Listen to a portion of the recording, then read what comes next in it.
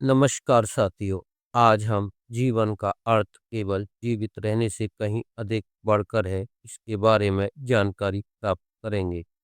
ईश्वर ने इस पृथ्वी की सृष्टि ऐसे स्थानों के रूप में नहीं की है जहां हम केवल खाएं, सोएं और मर जाएं, बल्कि इसलिए की है कि हम उसके उद्देश्यों को जान पाएं। केवल कुछ ही ज्ञानी जन ईश्वर की योजना को देख पाए हैं, परंतु अन्य इतने सारे तो अंधे ही बने बैठे हैं और उस योजना को नहीं देख पाते।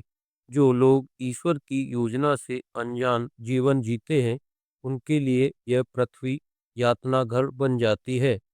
परंतु जब आप जीवन के अनुभवों को अपना शिक्षक बना लेते हैं और उनसे इस जगत के वास्तविक स्वरूप तथा उसमें अपनी भूमिका का ज्ञान प्राप्त करने लगते हैं, तब वही अनुभव अनंत भरपूर एवं सुख प्राप्ति करने में आपके मार्गदर्शक बन जाते हैं।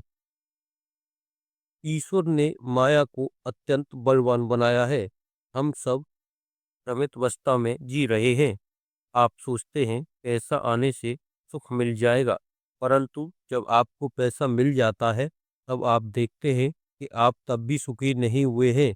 आपके पास पैसा हो सकता है और आपका स्वास्थ्य खो सकता है, या अच्छा स्वास्थ्य हो सकता है और धन खो सकता है, या आपके पास स्वास्थ्य हो सकता है और विपुल धन भी हो सकता है, परंतु लोगों के साथ संबंध खराब हो सकते हैं।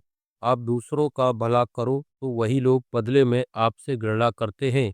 ईश्वर के बिना इस संसार में कुछ भी आपको संतुष्ट नहीं कर पाएगा।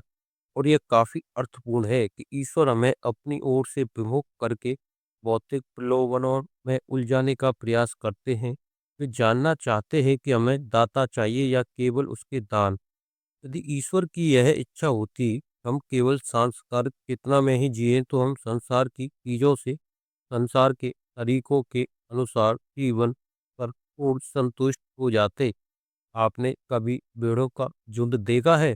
एक छलांग लगाता है तो सब उसके पीछे छलांग लगा देते हैं। अधिकांश लोग वैसे ही होते हैं।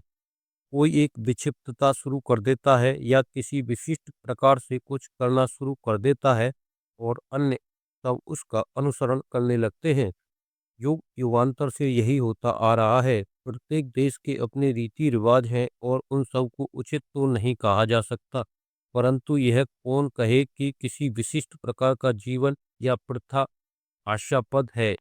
इसे परखने का एक तरीका यह है, इस बात को याद रखा जाए कि सभी रिवाजों के पीछे कोई ना कोई कारण था। यदि आज भी वही कारण लागू होता है, तो वह प्रथा अभी भी व्यवहार्य है, परंतु किसी प्रथा का अंध पालन मूर्खता है। हमें यह देखना चाहिए कि सत्य क्या है और क्या हमें सच्चा सुख दे सकता है, और उसी का अनुसरण करना चाहिए। धन्यवाद दोस्तों।